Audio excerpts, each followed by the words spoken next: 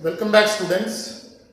So now we will continue the concluding part of this chapter, the sermon at Banaras. In the last video module, we have learnt Gautam Buddha. He explained the reality of life to Kisa Gautami, or he addressed the people through his sermon. And this is the sermon.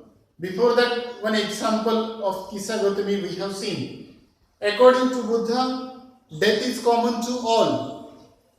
Nobody can escape. No one can escape from this death. All, including young, adult, wise, fools, everyone, that they fall into the power of death. It means those who are born have to die one day. So then Buddha said, of those who are overcome by death, it means controlled by death, that he talked about them, and who depart from life, that who, for example, departed from this life. A father here, this is the situation, a father cannot save his son. Those who depart from life are controlled by death. Here the father cannot save his son, nor kinsman, what? Save the relations. Not it is possible, kinsman their relations. So then, mark here, Buddha said, while relatives, mark here, while relatives are looking on and lamenting, lament means to express grief, sorrow. So, while the relatives are looking on and lamenting deeply, that time, one by one, mortals are carried off. Am I clear? While that they are lamenting deeply, looking on, that time, one by one, mortals are carried off like an ox that is led to the slaughter for killing. In the same manner. So then, this world, this is the reality. The whole world, the world is afflicted with. Afflicted with means, that is meaning is given, affected. What? By sufferings, disease or pain. That is afflicted with. The world is afflicted with death and decay. This is the reality. Death and decay. So therefore, wise, those who are wise, those who have the wisdom or wise, they do not grieve. They do not express their sorrow or grief. So wise do not grieve, knowing the terms of the world. This is the reality. Those who are wise, that they could understand that once we have born, it means one day we have to die. After lamenting also that we cannot bring back the dead one.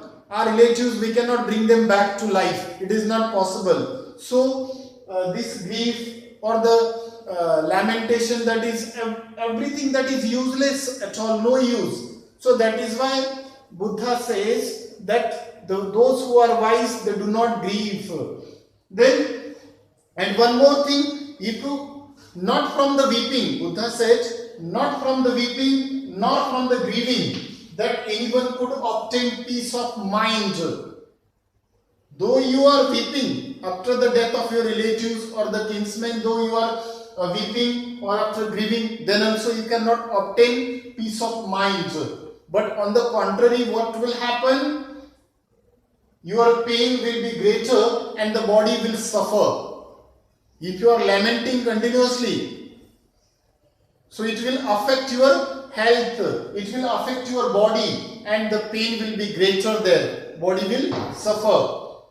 So that is why, and that fellow or that person who is lamenting, that he will become sick and pale. And after all, and after that also what will happen? Dead are not saved by lamentation. This is the fact. Gautam Buddha said, we cannot save who are dead. We cannot bring them back to life after lamentation also. So what is the use of lamenting over the death or to express grief? What is the use? No use at all. So Buddha says there is a need to draw out the arrow of lamentation. I wrote here in short the word lamentation, lament. So you understand this is the word lamentation. So what we have to do, if we want to obtain peace of mind, that we have to draw out the arrow of lamentation. We need to throw it. Arrow of lamentation, complaint and grief.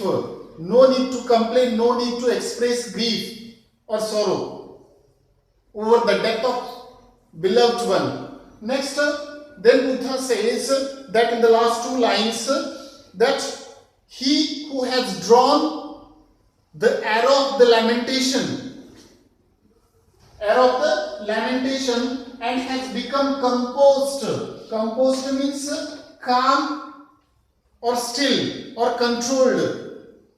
Has become composed, will obtain peace of mind. In the last line, will obtain peace of mind. Who has drawn the arrow of lamentation and who has become composed or controlled, who has controlled the emotions, who has controlled the sorrow, all these things, that he will obtain peace of mind. Then, and he who has overcome all sorrow will become free from sorrow and be blessed. And those who have controlled the sorrow or overcome all sorrow will become free from sorrow and will be blessed. This is the reality. So now in this way, in the last few paragraphs after this Kissa Gautami story, Gautam Buddha's sermon is given here. His religious talk or the moral talk is given by the writer Betty Renshaw. And this is important for us. After these stories, Kissa Gautami stories, whatever the portion is given, that is crucial for us. Right? You need to understand it clearly. And here lies the theme of this chapter. Right?